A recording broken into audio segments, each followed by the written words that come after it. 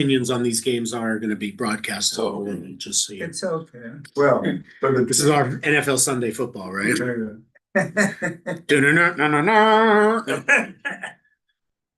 Oh, Believe me, if we wanted to do a Torah study group that was mostly talking about football, I could easily manage that as well. But Still a podcast. yeah, right. We should have a right. Yeah, we'll get those gamer chairs and the big mics that come down from above, and we'll all talk about crypto all the time. It'll be great.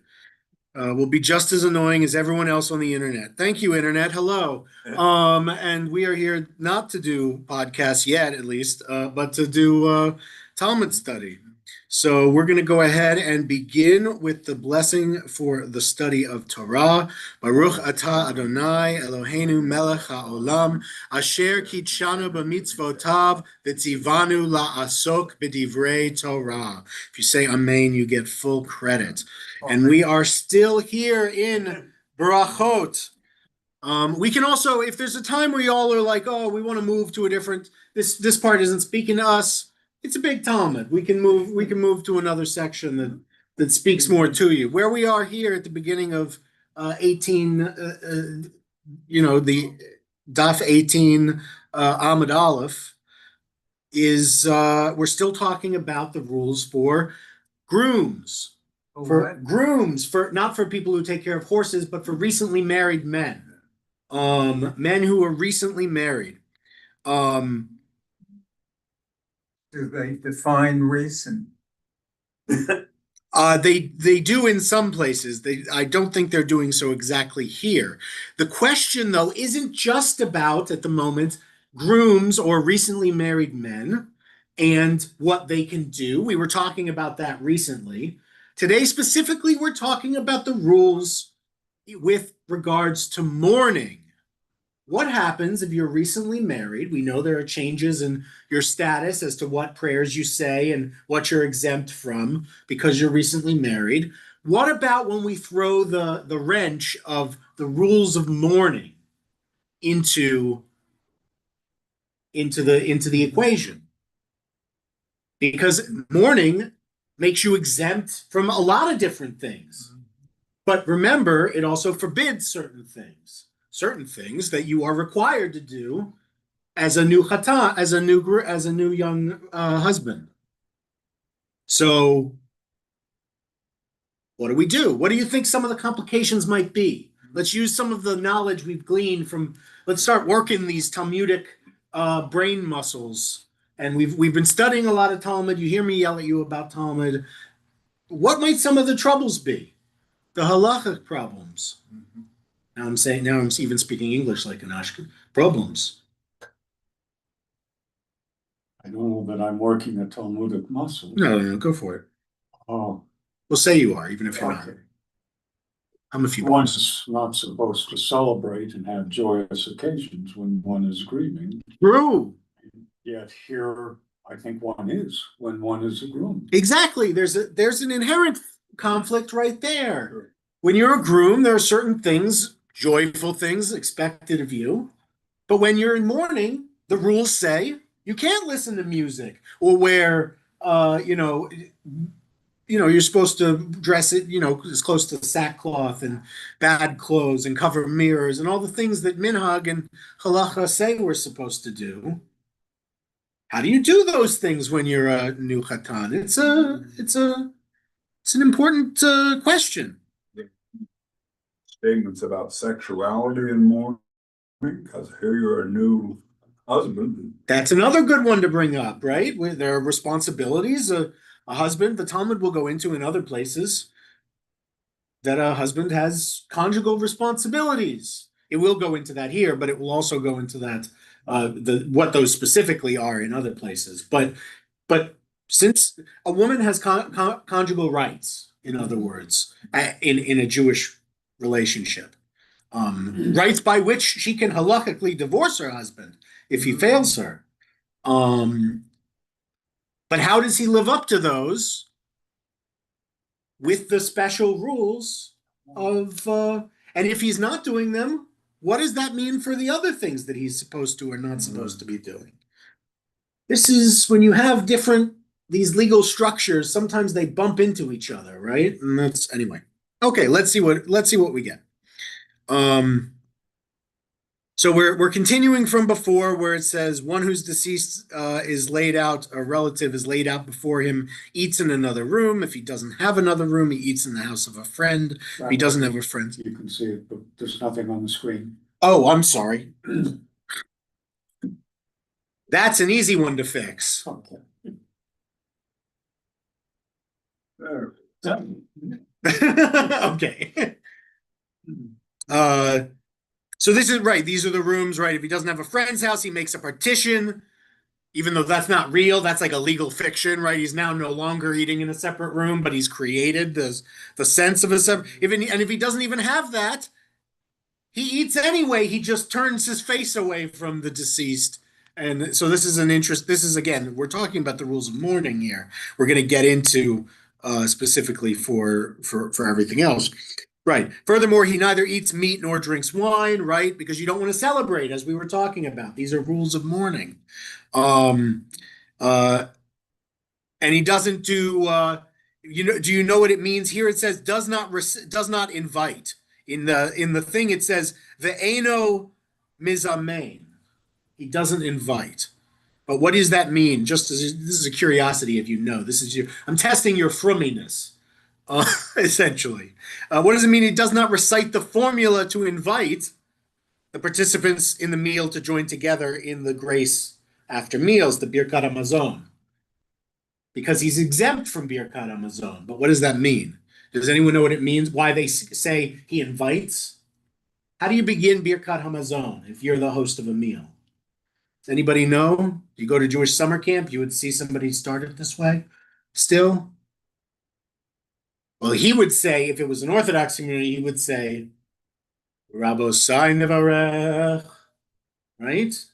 But we would probably say in an egalitarian community, Chaverai Nevarech, right? You're inviting first, gentlemen present, let us bless. It's how you begin Birkat HaMazon. You go, Chavarai Nevarech, Baruch Atah Adonai, Eloheinu melech haolam, Asher. Anyway, I don't have to do the whole thing for you. You understand. But you start with that, with the injunction where you invite everyone to begin. But you don't have to do that because you're exempt from doing Birkat HaMazon. So if you are hosting like a Shiva meal, this is important halacha for you to know.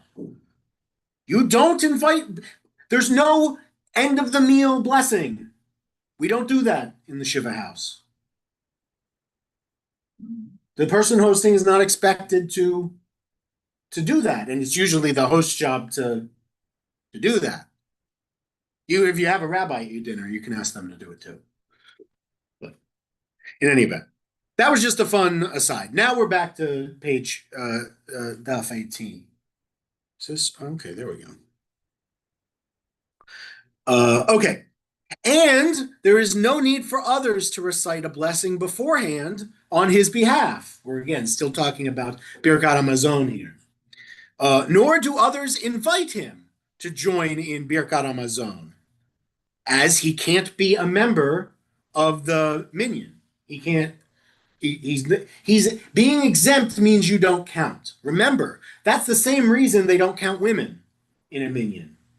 Because women are exempt from the time-bound mitzvah of that communal prayer, it means they cannot be counted because they're exempted. Now, of course, we believe that exempted means you can choose to, just because you're exempted, you can believe in the traditional formula and still be a Reformed Jew, as I do. I would say, according to the rabbis, women are exempted. However, I believe women can choose to include themselves, to make themselves chayevet, to make themselves obligated, if they choose to be. That's their bonus, because they're women. Good for them. But I think they should still have the right to choose it. The traditional viewpoint is that they do not. That once someone is exempted, women, children, slaves, there's a book actually that's called because these are these three categories that are always exempted from things. If you're one of those things, it means you cannot participate in the same way, not just that you don't have to. So can you have a minion if the women choose to be part of the 10? No. For us, we count women in a minion. I count women in a minion. I'm saying traditionally, the traditional answer is no, that you can't count them in a minion ever. The Orthodox answer. My answer is yes, I count them every time. If they're choosing to show up for shul, that means they're obligating themselves. I don't have to sit there and ask them, "Are you obligating yourself in the mitzvah?" No, to me that's a silly question. That's unnecessary. Just to me, if they're choosing to participate, they are choosing to obligate themselves, which I want. I want every Jew to choose obligation and to choose to do Jewish things, but they have to choose it. I can't force it on them. Do women not teach in an Orthodox shul? They may teach in an Orthodox shul. But usually, depending on the level of orthodoxy, they will be. It will depend what they are able to teach. Modern Orthodoxy has what they now call themselves rabbah or rabbanit, like a more it's like a junior kind of thing, but it's like a rabbinic teacher someone who's a scholarly woman who teaches in the community. And sometimes leads the community even. In these, again, this is modern Orthodoxy. In mainline Orthodoxy, you'll have women that teach on some issues, usually women's issues. Once you get up to like Haredi Judaism, generally it's women will only teach about two women. Like in Chabad, generally women only teach two women about Tanakh and women's issues. But they can't read Torah still, is that right? They can't, I mean, teach, but they can't read the Torah or in a service they cannot. Right. No, because ritually they don't qualify to be Baal Koreh. Does the Talmud Bal Kriya. explain in any way why women are excluded?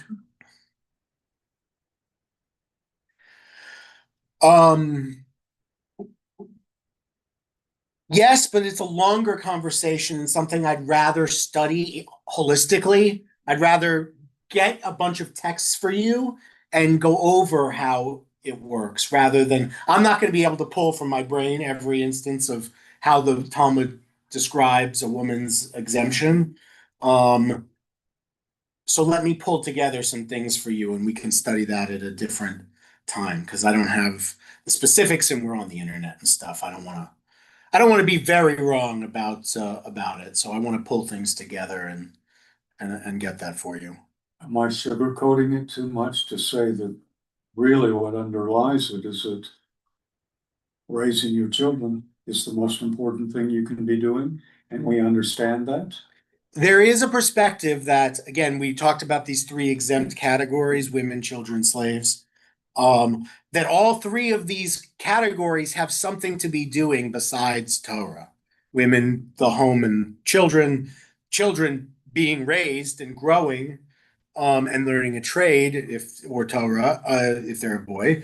And slaves obviously have obligations due to the nature of their status, that prevent them from being able to fully participate in all the ways that men are considered able by the rabbis to participate. But I really don't want to dwell too much, to be honest, on the rabbis and their feelings about women. I think we have come to the statement I articulated before of can reflect their exemption and also women's ability to choose to be obligated. And that's a modern framework that I think should and can work for all Jews. I'm not saying all Jews will choose to go by it, but most Jews today do choose that, I think. And I think that's the modern acceptable that respects tradition and its perspective. Yeah. I'm sorry to be the pain in the neck. No, yeah, it's okay. Just got struck by something. A slave has his work to do. Right. I'm amazed that that would come, if he's a Jewish slave, that would come before his religious obligations. You have to free on the Sabbath. You don't work your animals. You don't work your slaves either on the Sabbath. Correct. So why wouldn't you allow a slave to adhere to his religious obligations? And it's not about allowing the rabbi's framework is different than yours. You are liberals. I'm sorry, I don't mean that politically. I mean, enlightenment. You are children of the Enlightenment, is what I mean. You believe people choose things. The rabbis exist in a world that doesn't think the way you think. You don't get to choose things. You either are something or you aren't. It's binary. So once you become a slave for whatever reason, until you are no longer a slave, you are exempted. The rabbi, that is a mercy, but it's also you can call it the lack of privilege, or you can call it that, but only if you're an Enlightenment human being, really. Because if you're a pre-Enlightenment human being, you're like, what do you mean? Why can't he choose to go be a Jew on his whatever and whatever? It's like, what are you even talking about? Choose to be a Jew? You do the Jewish thing this time. It's like this is why we needed the Haskalah, the Jewish Enlightenment, to even come out of it, because the change in human mindset cannot be overstated. I Sorry. don't want to push you on this. No, go ahead, please. You know, I like to be pushed. Plus, I get does to it yell have more. anything to do with Eve and leading Adam and the? There are many. I mean, if you're asking if Chava is you, sorry. Is that, the genesis, pardon the pun, of all this? We like Torah puns here, so that's great. Look, they do use many women throughout history as examples of why, both as examples and as exceptions, right? Devorah is an exception. She was a leader of Israel. How do you take this perspective and say Devorah couldn't have been a judge of Israel? So it's these, but they have exceptions, and they have examples of women who caused issue for the people. Obviously, there were women in the kingship period who caused the kings different levels of aggravation or causing them to sin. Obviously, our good friend, what was big strong guy? Samson, thank you. Shimshon. I was going to call him Shimson, and I was like, that's not right. What is it? I was like, Shimshon, right. So Samson, again, sometimes and that was really his fault, because he was a dummy, right? Doesn't he say like 3 times he gives her things and she proves she's going to kill him, and he still ends up telling her? Anyway, sorry. The point being, the rabbis have their examples, but it is in the end, it comes from a place of just thinking, I mean, come on. I'm not trying to, I can't disrespect the rabbis. I don't want to disrespect the rabbis. They had a particular feeling about the capacity of women, and I disagree with it. But I'm not going to sit here and pretend they didn't.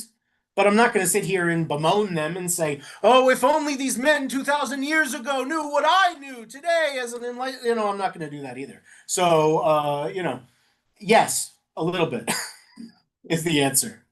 You know what your question was, and you understand my answer, so we can. A lawyerly question. Right. So now I'm just saying, from a rabbinic point of view, I did my roundabout answer, and you can extract from that what you wish. Okay.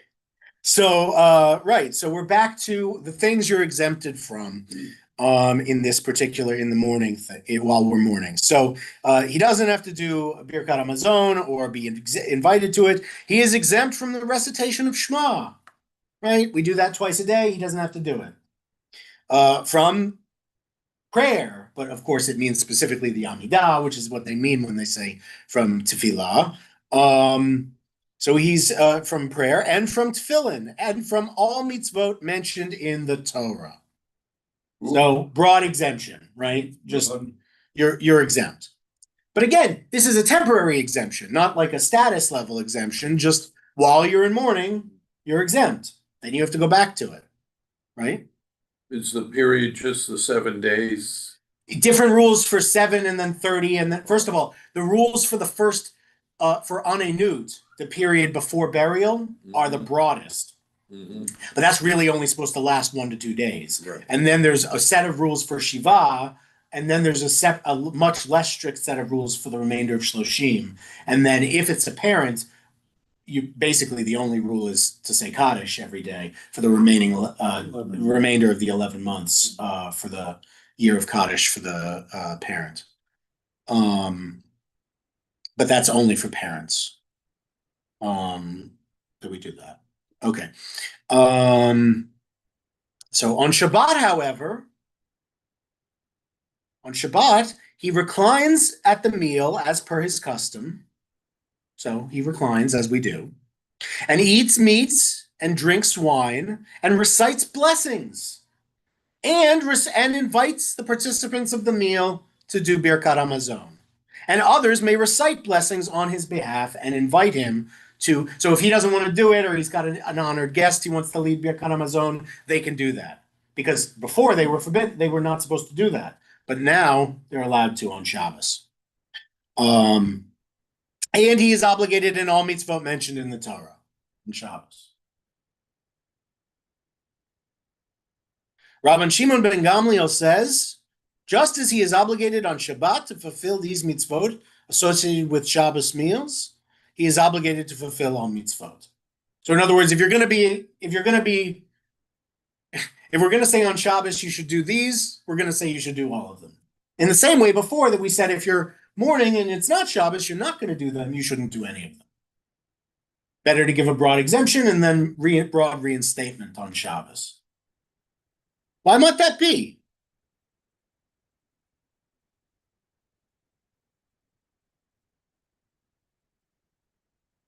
And why, more important question, what's different from between what Rabban Shimon ben Gamliel says and what the main statement of the rabbis is, which is the rest of this text, besides the last line?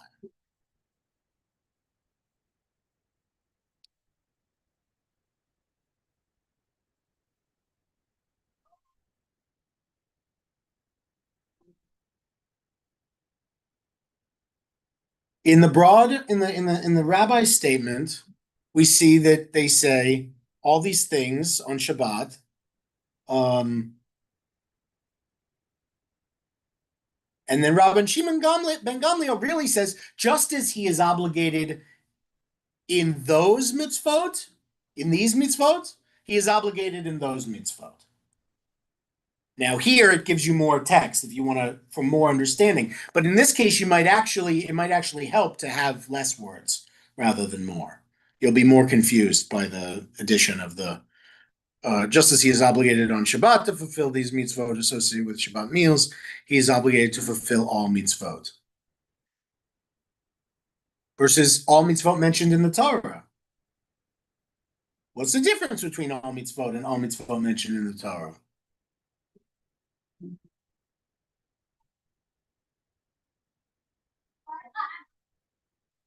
I'm feeling very dumb to even have to ask this. But are there mitzvot that are mentioned beyond the 5 books? That's what this seems to be. So who knows what Deoraisa means? Or Deoraita? It's Aramaic.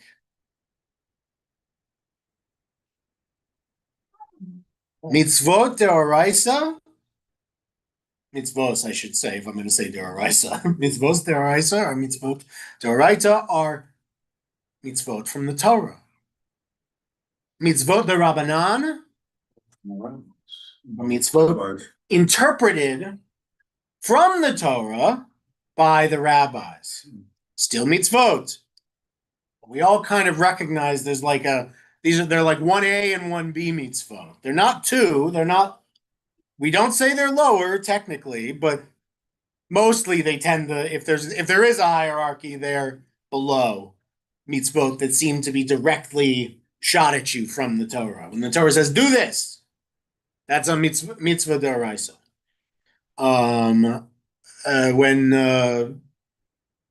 When it's something where they say, what they meant was that you have to build a thing on your house, and that means you must teach your kid to swim, and you must do this because we have to set a basic level of preparedness and protection for the community. That's a mitzvah d'Rabbanan. That's a rule that the rabbi said is inferred from the text. They don't make it up. It's not like an injunction. They just say, rabbis made a rule. We do have that. That's called a takana. but that's not mitzvot d'Rabbanan. That these are takanot and mitzvot d'Rabbanan are two different things. Anyway, let's see. Rabbi Yochanan is going to weigh in, and he's going to say, what is that difference between the apparently identical statements of Rabban Shimon ben Gamliel and the first Tana, which is who we're accrediting the rest of the text to. And Rabbi Yochanan says the practical difference between them is with regard to conjugal relations. So the first Tana holds that although there is no mourning on Shabbat, because you have to do prayer and you have to do all the mitzvot, since refraining from addressing his wife's conjugal rights would not be a public display of mourning, since refraining from addressing his wife's conjugal rights would not be a public display of mourning, conjugal relations are prohibited. Rabban Shimon ben Gamliel holds that since there is no mourning on Shabbat, he must fulfill the mitzvah of addressing his wife's conjugal rights. In other words, they're saying, the first Tana is saying, you do everything, but refraining, not addressing his wife's conjugal rights, would not be a public display of mourning. So addressing them would be a public display of mourning. I don't really understand that, to be honest. But we understand Rabban Shimon ben Gamliel's point very clearly. He's saying, if you say that someone is obligated in all the mitzvot, clearly they're obligated in the mitzvot that they owe to someone else, and in this case, their wife, too. What I take from that is that if he quietly says to his wife, not tonight, honey, I have a headache, okay? That's not done in public. Whereas all the other things that he doesn't do to show that he's in mourning is done in public. I think that's what's being said. Interesting. Could be. Yeah. Makes sense to me. This is good. I'll take it. Okay. Um, You don't announce to the minion, and by the way, I'm not gonna lie with her tonight. well, yeah, sure. House for show. Shouldn't talk about that stuff anyway. It's like that one guy. There's the student of, oh man, which rabbi is it? Is it Rabbi Elliot? No, it's not. It might be, who is, I'm gonna get the rabbi wrong, but there's the rabbi for whom his student is like trying to learn all the Torah he can. So the guy is getting ready to be with his wife, and they hear something. And it's the student underneath the bed. And the rabbi hauls him out from under the bed and says, I'm about to shut my wife. What are you doing here? You can't be here. And the student says, Rabbi, this too is Torah, and I have to learn it. The rabbi says, I'm going to hit you with something. Get out of here. Right? Like this, and this is great. It's a really good moment, I think, because it teaches there's a limit to the zealotry of learning Torah from your, because there are plenty of other places where it's like you have to sit at the feet of your rabbi. You have to learn everything you can learn from your rabbi. And then this is one moment where the Torah is like, some space, a little bit of space. The toilet, too. They also do this on the toilet. They try and visit the rabbi in the toilet. And the rabbi's like, look, boundaries. We all need a personal constitutional. And this is mine. Leave me alone. So, because they're like, oh, we got to know every way you do everything. And it's like, it's not that special. I really promise. You're fine. In any event. So Rabban Shimon ben Gamliel, who, he's very authoritative, holds that the wife's conjugal rights are necessary. And then we're going to get I love this. In any event, like we're moving on from this particular, we're going to get away from this particular thing. In any event, the Baraita teaches that one is exempt from the recitation of Shema, from the Amidah, and from Tefillin, and from all mitzvot mentioned in the Torah. This is an apparent contradiction of our Mishnah, which states that one is exempt only when the deceased is laid before him. In other words, when he's an onain. To resolve this contradiction, Rav Papa said, explain the Baraita as applicable only to the particular case when one turns his face away and eats. Remember, that's the case where he didn't even have enough for a partition and is sitting in the same room as the relative and just has to turn the other way because he still has to sustain himself. He also has to sit shmirah, right? Maybe. With the deceased laid out in front of him. In the other cases, when he is in a different room, he is obligated in all mitzvot. So this is an interesting case where Rav Papa is saying, not saying it's right, Rav Papa is saying that, he's only exempted from all the mitzvot in the Torah when he's in the same room as like he's sitting shmirah or eating with the, whatever the situation is, this is the time when he's exempt. All the other times he's not exempt. Rav Ashi says the phrase, the deceased is laid out before him, is not to be taken literally. But rather, since it is incumbent upon him to bury the deceased, and he is not yet buried, this is what I told you earlier, it is as if he is laid out before him. As it is stated, and Abraham rose up from before his dead. And when Abraham speaks with the Hittites, it is stated, so that I may bury my dead from before me. This is when he buys the cave of Machpelah for Sarah. As long as it is incumbent upon him to bury him, it is as he is laid out before him. Right? So this is what I was saying. We're establishing a category, anenut, becoming an onain, a period of mourning that is specific from when the person dies to the point where they are buried. And what they're saying is it's not that you have to be sitting in the same room, but that in this period where it says if they are before you, because anyone who's lost someone knows in those couple days before Jewish burial, in those couple days, you can think of nothing else. There is no doing mitzvot in those days. You're on the phone with the rabbi and the funeral home and the relatives and arranging flights and places to stay and food and flowers. And even if you have people to help you with some of these things, then you only have the blessing of thinking even more about the deceased, which is sometimes even harder. So what I'm saying is it makes perfect sense, as the Jewish mourning period does, I think, throughout its stages, that in this first stage, the rabbis would decree you are exempt from mitzvot, and it's not just when you're sitting in the room with them, but we know that in our soul, we're always sitting in the room with them until they're buried. So for that period, you are exempt. And that's what Rav Ashi is establishing here. Right? It is as if he is laid out before him.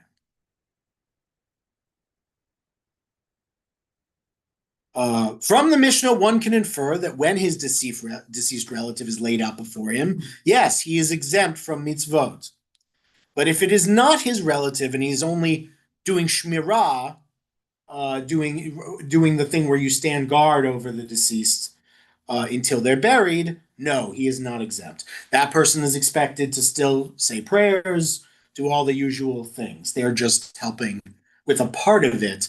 They are not the direct, right? We're also going to establish in the rules of mourning, we're going to establish circles of grief, essentially. We're going to say by halacha, who is allowed, essentially, to be most upset. The closest circle of mourners will be exempt from the most things and will be most,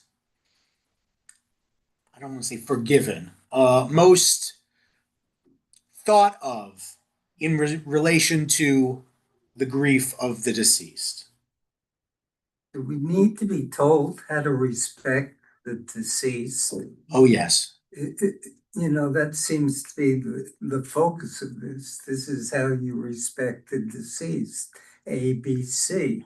But I kind of take exception to that. This part is not about how you respect the deceased, though you certainly have to. It is, in fact, one of the mitzvot for which there is limitless credit. Accompanying the dead to burial, Leviat Hamet, is one of the mitzvot for which you receive unlimited credit in this life and the world to come. And You said it's not about respecting. this part is not about respecting the dead.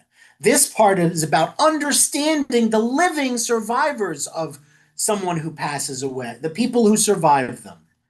What, when you say accompanying the dead to burial?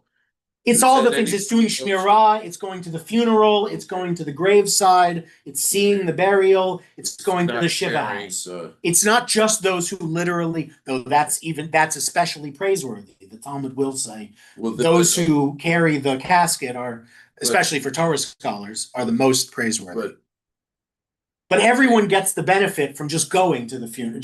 Yeah. when I was a teenager and my grandmother passed away, and I felt close to her, I wanted to carry the casket, but I wasn't a Cohen or a Levy. They said I couldn't do it. Really? That's very strange. Especially because, okay, that's okay. Well, I mean, obviously that's what happened, and I'm sorry. I mean, Oh, I was just curious. I thought so- that was. I mean, there are certain rules. We in the Reform movement don't do any of the blood stuff, so we don't pay any special attention to Yeah. Levites or Kohanim anymore. But I know there are some people have rules like that. The Talmud will say there are. I've never really heard, to be honest, that you have to be a Levite or a Kohen to be a pallbearer at a Jewish funeral. I haven't heard that, but different communities may have different customs. Touch the dead. I would have thought. They're supposed to not touch the They're dead not specifically. supposed to, In fact, they're never supposed to go Well, maybe to I- cemeteries. And in fact, in Israel, for Haredi people who fly on El Al, when they have to do flight diversions over a cemetery, will do a special alert and allow you to switch your flight if you're a Kohen or a Levite, because you can't fly over the airspace Maybe of a it's the other way cemetery around. I know. without making yourself unclean. I know maybe you are a that Cohen. was part of the Yeah. family. Some people at do think least about that. From the Shachters who were did the kosher butchering. Right. Oh, the shaft, right? Yeah. They did shafting. We like the So maybe I was descended from them, and that's why I couldn't. maybe. I don't know. Well, Again, I'm not. I would let you do it if it were me, but Well, yeah, I was just curious if Yeah. that was. but it is especially praiseworthy. And if I'm remembering right, I'm a Kohen. You are allowed to be there for your. Yes, you are. Yeah. If an immediate family member dies, you can go to you can go and do that. But otherwise, you're really not supposed to go to cemeteries ever, just because you I become could go to unclean. the cemetery. I couldn't be a pallbearer. Right. I'm just saying Levites and Kohanim are not supposed to go to cemeteries. Oh, okay. It makes them unclean. It seems to be a diversion from what the focus should be, and that's on the deceased. So in these first couple days, we want our focus to be on the deceased, but the person who's the immediate family of the deceased. I mean, I don't have to explain this, I'm sure, to any of you. Their focus is going to be on the deceased. We don't have to worry about commanding them to focus on the deceased, right? We know their focus is going to be on the deceased. We're worried about the structures surrounding mourning so that someone can both appropriately mourn the deceased and do mourning, which is important for that person's neshama, and then move through the process of grief to rejoin our community. And they get a month, essentially, to do that. That's not a huge amount of time, but it's a good process we've built. But this is the building of the process. And in that process, there is plenty of time and attention to respect for the deceased, honoring their life. The Talmud is going to have a lot more to say about that, about eulogies, about the rules for burial, about the rule. I mean, we're going to talk about the deceased. We're going to get there. There's going to be a whole book about it. We got time. This is specifically about the mourners, and they're important to us too, because they're still with us. Mourning is for the deceased, but it's also for the mourners. There's just no reality that doesn't acknowledge that. So this is brilliant. It's doing both. It's going to do both. This is doing one part. But again, the Talmud is a very long set of books. And just like you couldn't read one chapter of U.S. Code and assume you understand the law of the United States of America, you can't read just one chapter of Brachot and understand the complexity of what the Talmud is going to say about mourning. I'm kind of chuckling because you probably could burn the US code. Well, yeah, separate from now. I don't know what the current rules are. When I used to have to file all the stuff in the law library at my dad's office, I never got paid for that, by the way, but it's okay. I did get like some credit or something, but like when I had to file that stuff, you could read one little addendum that they slipped in the back of the whatever U.S. code book, and it was never going to teach you what you needed to know about all the laws of the United States. And that's okay. It was speaking to something very specific. This can also be specific sometimes. That's okay. A bit of an aside, Rabbi. Yeah. I remember from the Jewish undertaker in Montreal, Mm-hmm. The deceased should never be left alone. Somebody was always with the body.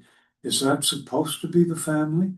In this case, there was a paid. It doesn't know. And in fact, in most modern, like in LA and stuff, like in fact, we would do it. Some rabbinical students would volunteer sometimes in LA.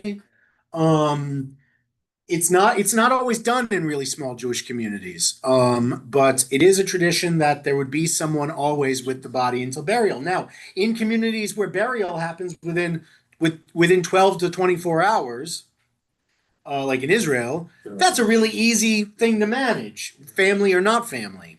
And yes, sometimes there are, if you work with a Jewish funeral home, especially an observant one or an Orthodox one in big cities, they will generally, as part of their package, provide for someone to do that, do Shmirah, and as well as all the things of preparation, of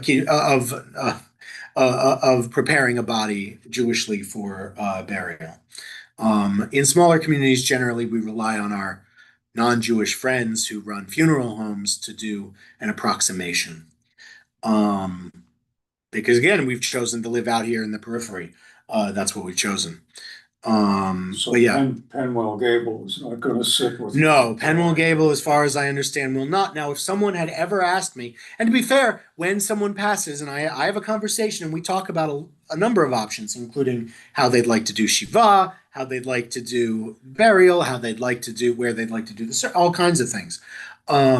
I don't generally offer Shmirah because, first of all, our mitzvah committee is set up to do a lot of things like food and stuff, but not and even Shiva, but not set up generally to provide for Shmirah. So that would be it. But if somebody said, this is important to me, of course I would try and find any way people to do it. The other thing is if somebody said to me, it's very important we do Shmirah, I would respond, that's amazing. I really appreciate that your observance of tradition. That means it must be very important to you that this burial is done in the next day or so, right? Right? Because we're not going to say, it's very important that we do Shmirah, but it's going to be 4 days until burial. Because that would be a ridiculous ask of the community. There's no Jewish community in the world where they provide 4 days of people sitting with a dead body. That's a ridiculous thing to ask. You wouldn't do that because if you were doing Shmirah, you'd also be buried in a day or, within 2 days. So that's probably what I would respond is, that's great that you want to do that. I'm assuming that also means the burial is going to be very, very, very fast. It's not going to be one of those. I never let people go more than 3 days generally, but sometimes we go 3 days or so if people have people coming in from out of town. But we wouldn't do that if we were doing Shmirah. So we want to be flexible and we want to be respectful of everyone. You don't want to set one of the big rules of a rabbi when they're a congregational rabbi is an injunction from the Torah that you should not place a stumbling block before your community. And so a rabbi is never supposed to make things so onerous or difficult or machmir, observant, so observant that they cause trouble for the community. That's bad. You don't want to do that. So if I said, I want to do services, we're going to do it at 6:30. And everyone's like, 6:30, it might be a little early, but fine. But if I said, I will only lead services for this community at sundown every Friday. So if it's 4:42, y'all better be in your seats at 4. If I did that, that would be placing a stumbling block before the community. I would be making things far too difficult for this particular community to be able to worship together. That would be my sin. It's an important distinction. In any event, as it said up here, where it said in any event. Sometimes even the Talmud's like, okay, we got to get back on track. So here it says, if it's his own deceased and he's doing shmirah, he's exempt. But if it's not his relative and he's doing shmirah, he's not exempt from the mitzvot of the Torah. And the Gemara challenges. By the way, being exempt from the mitzvot of the Torah is why a Levite can go to their relative's funeral and not when they're not supposed to go to a cemetery, because they're exempt, because it's their immediate family member. So they don't have to listen to it, so they can go. The Gemara challenges, wasn't it taught in a Baraita? One who watches over the deceased, even if it is not his deceased relative, is exempt from the recitation of Shema, from prayer, from tefillin, and from all mitzvot mentioned in the Torah? The Gemara responds that these two sources should not be understood as contradictory, but complementary. In both cases, he is exempt, where one watches over the deceased, but it is not his deceased relative, as well as the case where it is his deceased relative, but he is not watching over the deceased. The Gemara further challenges. We concluded that in both cases, if it is his deceased relative, or if he was watching over an unrelated deceased person, he is exempt from mitzvot. However, one walking in a cemetery is not exempt. In other words, one who is accompanying, like if you're just going to the funeral, right? They're saying, okay, we are going to exempt you if you're so involved in the process, because they're saying why, right? Maybe you wouldn't do shmirah if you weren't close to them. We know that's not really true. We'll see if that holds up, but that's the idea, right? Is it's like, so you're this person also what? They're going to be staying up late, right? They might be watching over the body from 12 a.m. to 8 a.m. We're expecting them to do Shema at 6 and to fill in at 6:30 in the morning when they were up from midnight till that time watching the body. That seems mean. That seems like they won't have the right kavanah, right? We don't always want them to. It depends, right? Shema, we want them to do if they come home late from a wedding, but we learned that earlier in brachot. But maybe not so much. Let's see. However, one walking in a cemetery is not exempt. Wasn't it taught explicitly in a Baraita? We got one of these mystical, magical Baraitot that comes in to say exactly what we need it to say. Wasn't it taught that one may not walk in a cemetery with tefillin on his head and a Torah scroll in his arm? In other words, so having the tefillin shel rosh and the tefillin shel yad, and read from it? Okay. If one does so, he commits a sin. Due to the verse, he who mocks the poor blasphemes his creator, as the deceased is incapable of fulfilling mitzvot. Fulfilling a mitzvah in the presence of in a graveyard is seen as mocking the deceased. So they're saying, wasn't it taught this Baraita is so helpful? That'll make it really easy. You're not even allowed to do any of that here. You can't do mitzvot in a graveyard. So when it said that the one walking in a cemetery is not exempt, are you sure about that? You sure about that? Sorry, it's a meme I'm doing. People online will love it, maybe. I don't know. But he's like, okay, so we don't want to do the mitzvah in his presence because we might be mocking him a little bit. The deceased is who we're talking about there. Okay, so we get some questions, and now the Gemara has got to come in and start laying in some answers for us. The Gemara answers, in the one case, there, when one walks in a cemetery within 4 cubits of a grave, it is prohibited. Da'aser. However, beyond 4 cubits from a grave, one is obligated in prayer and tefillin. As the Mar said, Amar, the master, the deceased occupies 4 cubits with regard to the exemption from the recitation of Shema. One who walks within 4 cubits of the deceased is exempt. Here, however, so in that case, but in this case, however, where it is either his deceased relative or he is doing Shmirah, beyond 4 cubits, he's also exempt. So the Gemara is going to come in and say, it's not that he's exempt anytime he's walking in a cemetery or near a cemetery, but just when he's among the graves, right? When he's walking within 4 cubits, so within 12 feet of the section of graves. What does it mean? If you're just sitting if you went with somebody, we even have this in Mount Hope, quite frankly. There might be enough room for this to be true. At Topeka Cemetery, I don't think there's anywhere it's true. I think you're always within 12 cubits of a grave. But Mount Hope's a little more spread out. So there might be some space by the road or something where you might be standing by your car and not be within 12 cubits of a grave, in which case you would be obligated, according to the Gemara.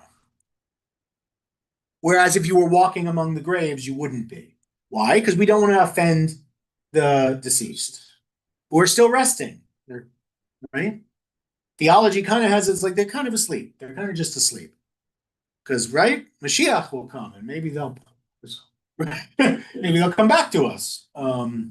That's why we insist on burial and not cremation. Because maybe when Mashiach comes, we all pop up and have life everlasting. Maybe we're skeletons, maybe we get flesh back. I personally hope I'm the thinnest I ever was. But maybe I shouldn't wish for that because then I'll be the skeleton guy. It's like, I'm so thin, I weigh very little. I'm sorry, I don't mean to be, you gotta laugh a little bit. We're Jews, so you gotta laugh. It's like the rule book for rabbis. They've got to have ways to handle all the cases. Yes, it's a law code. It's not a law code specifically. That's why Maimonides writes the Mishneh Torah. Because he reads this and he goes, this has all the rules in it, but it also has a lot of nonsense. It's not Chas v'Shalom, but it has a lot of agada in there, right? It's got a lot of legends and stories and other things, extraneous material, non-halachic material. That's probably the best way to say it. And so he says, we don't need the non-halachic stuff. Let me take all the halacha out of the Talmud and organize it based on categories and stuff so people can look it up. And then they can look it up. They can look up the law. And they don't have to read through the whole Talmud to figure out what they're supposed to do. So that's why he does that. And everyone said, ooh, you're bad. You were supposed to just read the Talmud and then figure it out from there. But then a couple hundred years later, we said, actually, Maimonides was right. Yeah. Having a law code is a better way to be legal than just reading the Talmud and hoping they come to the right, because it's organized, but not really, right? There are lots of digressions and we change subjects without warning and we bring in extraneous whatever, and then we tell a legend about a guy who brings down walls of a synagogue because a voice told him to, and I mean, it's a lot. But I'm kind of chuckling. I saw a Netflix movie this week of the plot included 2 Hasidic rabbis who wouldn't drive or ride on Shabbos. Sure. But they'd go in with shotguns into this place. Guns and Moses? And shoot it up and steal stuff, Oh. And, I don't know what that movie is. What movie was that? people, I'm just wondering whether there are rules that are consistent throughout, or people pick and choose. So like every human being, like in Orthodox and in Haredi communities, there are people who just sin. They just don't do. That's obviously a movie. I'm not attributing that to reality. But in every community, there are people who miss the mark, who mess up, who eat bacon, even Haredim, or maybe whatever it is for who God forbid, but like sometimes they do. Sometimes they look at the internet on Shabbos. Sometimes they watch a. I knew a guy who used to let it have his roommate. He was observant, and his roommate was reform.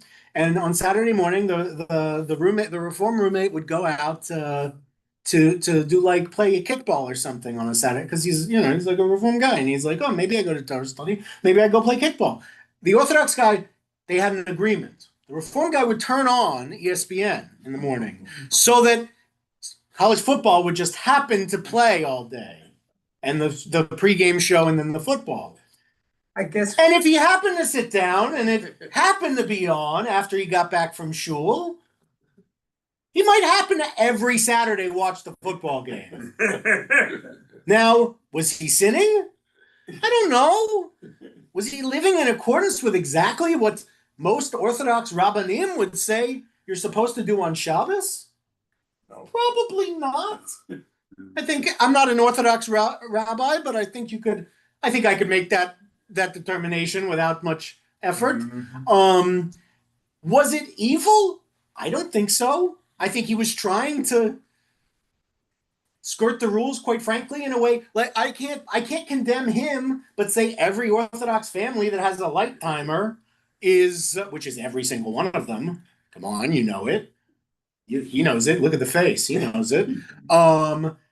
They got the light timers to turn the lights on and off on Shabbos, and the ovens and whatnot. And the right, we've got all the things we've got. We can keep the fridge running. Why? Because we turn off the light in the fridge. Ah, how convenient we don't have to turn off the refrigerator and ruin all our food every week. Yeah, sometimes we change. Sometimes we engage in a little bit of this. Thank God we can put in a string up around our town so we can carry stuff. Is it real? Who knows? It works for them. I don't condemn them for it, even if it's a little silly.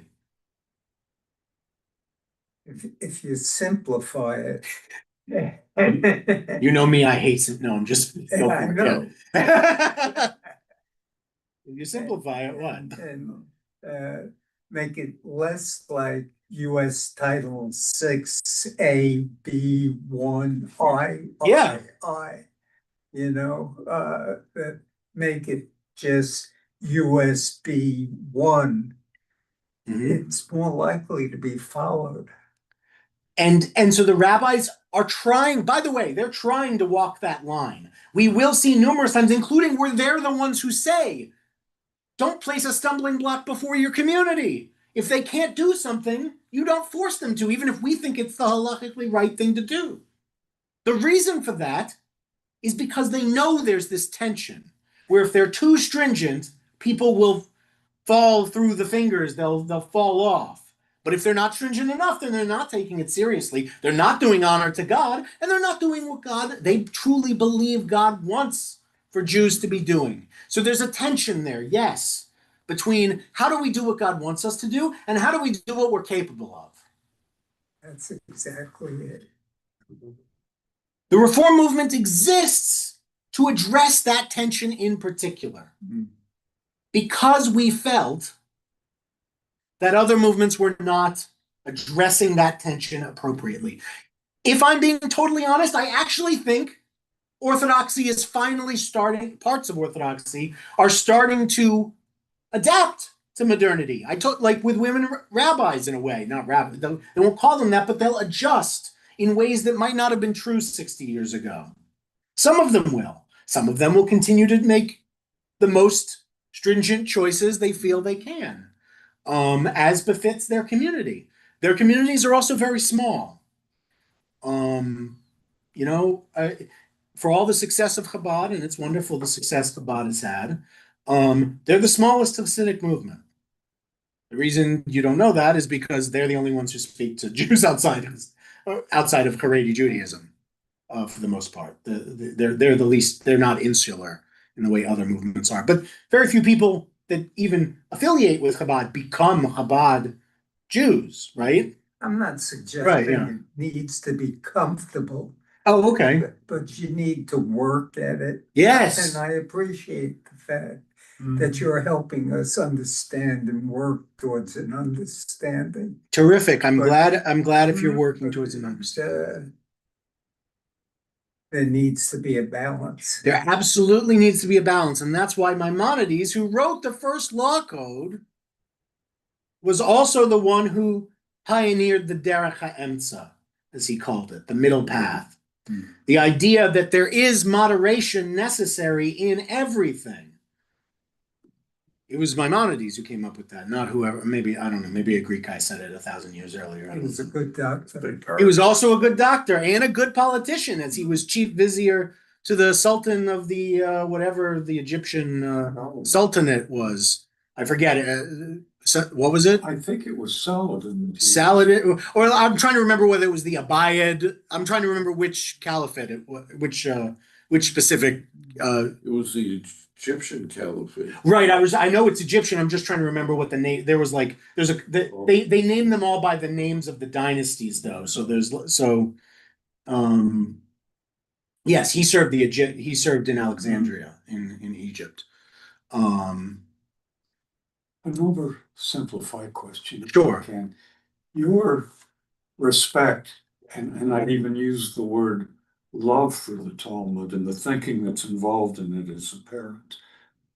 I'm trying to place within my own mind, and this may be the oversimplification, are the Haredi and do the Orthodox feel themselves bound by the Talmud as the correct understanding of how the faith is to be lived?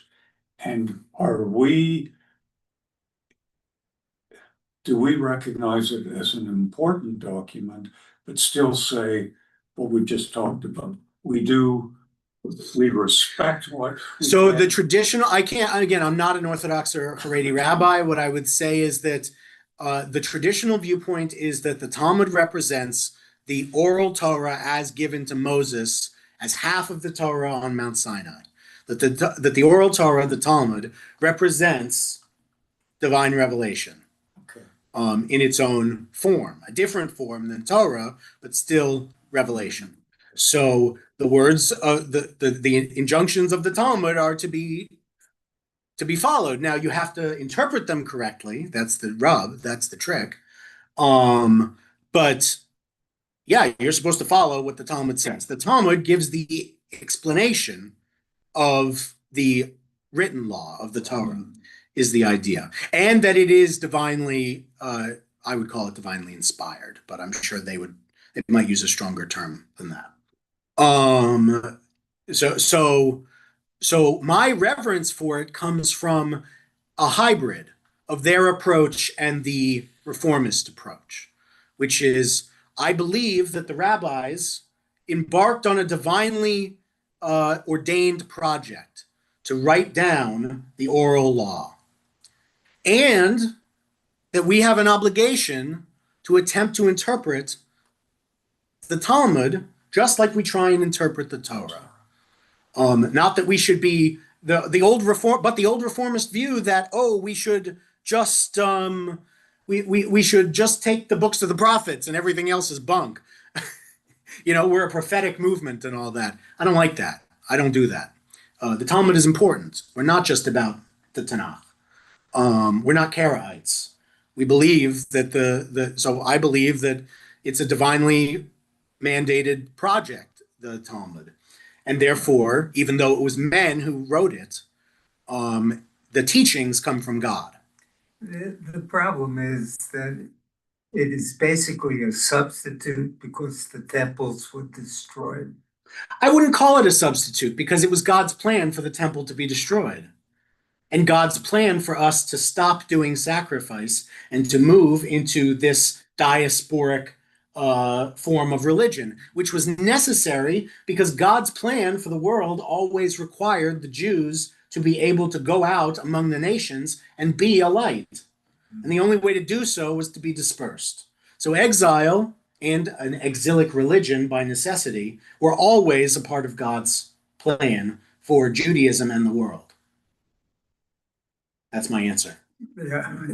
I'm saying you don't have to believe me. I'm just saying that's my coherent answer as to why it's not a replacement. Because the reason the only reason I push back on that is because that's what the Christians put on us, right? As like, oh well, yeah, you used to be Jews back when you did the Jewish thing, but then you all went and became rabbinic Jews, which is some false heresy thing. You know, they like to say that stuff. Not most Christians, but the extremists who supersessionists that like to say that they're the new Israel and we're all synagogue of Satan. This is obviously bunk and stupid, but we have to address it. And because of that, we have to, just like we build fences around the Torah to prevent us from transgressing it, when I explain things, I build fences into my explanations so that it is both coherent and prevents people who would do bad things through language from misusing my words, hopefully, to harm us, which we don't intend, obviously. It's our words. So no, I push back on the idea that we replaced anything. God's plan for the Jewish people and the world always was meant to move the world, in fact, from a model of worship of God through sacrifice to worship of God through internal reflection and spiritual connection through prayer. God wanted humanity to move away from sacrifice and used the Jews to do it, as God uses the Jews to make many of the good improvements to the world, because that is our job. So that's my answer. It's not a replacement. It's a great answer. That's a good. It's a great answer. Well, anyone who wants it can look it up on YouTube. It's part of that. One sec, we can keep talking, but thank you everyone on YouTube for joining us. I'm going to wrap that up and thank